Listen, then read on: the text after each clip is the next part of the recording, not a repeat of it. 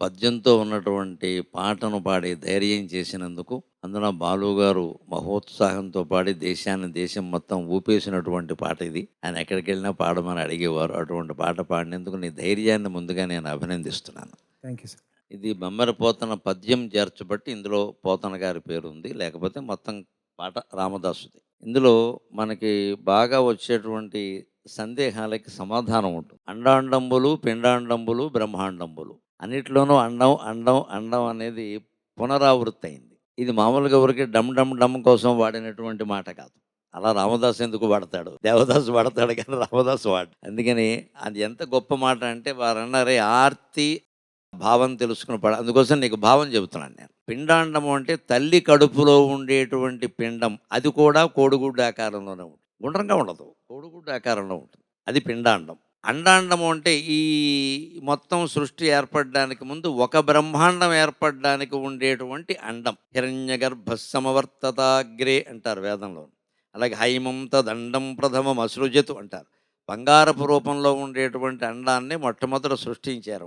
అది ఈ బ్రహ్మాండం అంటే అతల పిత్తల సుతల తలాతల మహాతల రసాతల పాతాళాది అధోలోకాలు 7, భూలోక భువర్లోక సువర్లోక మహాలోక జనలోక తపోలోక సత్యలోకాది ఊర్ధ్వలోకాలు 7 కలిపితే ఒక బ్రహ్మాండం. ఒక పులుసు గంగాళం లాంటిది, ఒక పెద్ద కొండ అనుకో, మూత పెట్టేసిన సాంబారు గంగాళం అలాంటిది అనమాట. అటువంటి దాన్ని అది కూడా ఇంచుమించు అండం అంటారు. అండం అంటే వృత్తం కాదు, కోడిగుడ్డు లాంటిది లెక్క ఆ ఆకారంలో ఉంటుంది కాబట్టి అండం అంటారు. అంటే తల్లి కడుపులో ఉన్న పిండమైన ఈ బ్రహ్మాండం ఏర్పడడానికి మూలమైనటువంటి అండమైన బ్రహ్మాండంబులు ఇలాంటివి అనంతకోటి బ్రహ్మాండాలు ఉన్నాయి. అనంతకోటి బ్రహ్మాండ జనని దివ్య విగ్రహ అంటారు లలితా సహస్రంలో.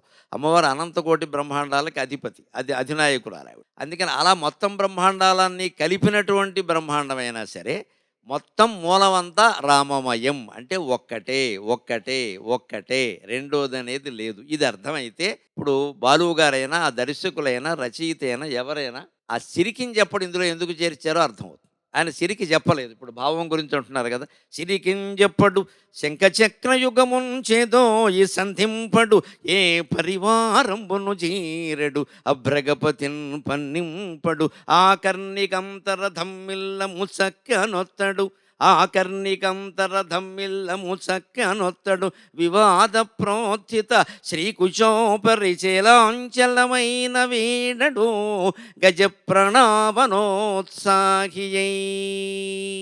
అని మా సాహిత్యవేత్తలు మామూలుగా సభల్లో మేము పాడుతూ ఉంటాం.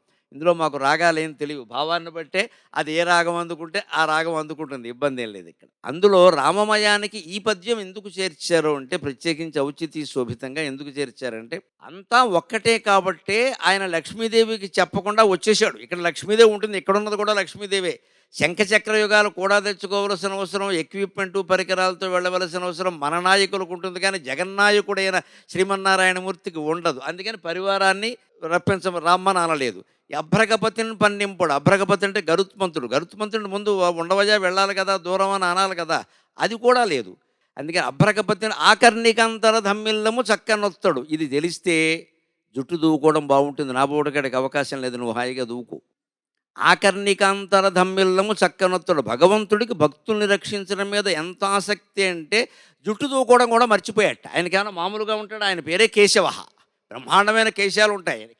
అవి ఇలాగ ఎలా పడుతున్నాయంటే ఆకర్ణికాంతర ధమ్మిల్లం. ధమ్మిల్లం అంటే ఈ కేశపాశానికి సంబంధించిన ఈ పక్కన ఉండే చుట్టు, అది చెవుల మీద పడుతోందట. మామూలుగా ఆయన శేషపర్యంకం మించి కిందికి దూకాడు కదా, దూకినప్పుడు మరి జుట్టు ముందుకు వస్తుందిగా. మనం ఎవరన్నా ఇలా అనుకుంటాం కదా బాగా. ఇప్పుడు అమ్మాయిలు చాలామంది ఇలా మొత్తంగా పీచు ఇలా వేలాడి తీసుకుని శుభ్రంగా ఇలా ఇలా ఇలా నాకు జాలేస్తూ ఉంటుంది. 2 చేతుల్లో 2 ఫోన్లు ఉంటాయి, ఓ పక్క జుట్టు.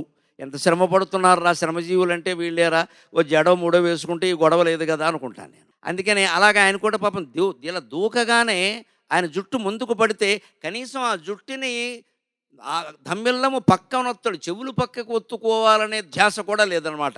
అంతగా భగవంతుడు భక్తుల్ని కాపాడతాడనే ఆర్తిని మనం అర్థం చేసుకుంటే అప్రయత్నంగా మన కంఠంలో ఆ కరుణాస్వరం ధ్వనిస్తుంది. అది ఏ రాగం అవుతుంది అనేది కీరవాణి గారికి సంబంధం, మిగిలిన వారికి సంబంధం, నాకు సంబంధం లేదు. కానీ ఏదో రాగం అందుకుంటుంది. ఆ అర్థం తెలుసుకుంటే కలిగే ప్రయోజనం ఏది.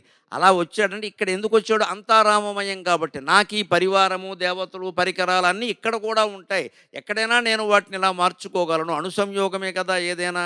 మార్చుకోగలననే ఉద్దేశంతో ఆయన వచ్చాడనే ఉద్దేశానికి అంతా జగమంతా ఒక్కటే. కాబట్టి అక్కడ వాడు అక్కడ ఉంటూనే ఇక్కడికొచ్చి కూడా రక్షించగలిగాడు అనే భావం వచ్చేలాగా ఆ పోతన గారి పద్యాన్ని ఇందులో చేర్చారు. ఈ అండాండం, బ్రహ్మాండం, పిండాండం అర్థమైతే రాగాలు, సంగీతాలు పక్కన పెట్టామో వృద్ధిలోకి రావాల్సిన కుర్రాడివి తప్పకుండా వస్తావు. జీవితానికి చాలా ఉపయోగపడి అంతా భగవన్మయమే కాబట్టి మనం దేనికి కంగారు పడక్కర్లేదు. తల్లి కడుపులో ఉన్న బిడ్డ దేనికైనా కంగారు పడతాడా? తల్లి ఉంది కదా అనుకుంటాడు. మనం కూడా భగవంతుడి గర్భంలో ఉన్నాం. జీవితంలో ఏ పరిణామానికి నీకు కంగారు పడవలసిన అవసరం రాదు. ఇటువంటి పాటలు అభ్యాసం చేసి బాగా పాడు. చిరకాలం వృద్ధిలోకి వస్తావు, సందేహమే. ధన్యవాదాలు సార్.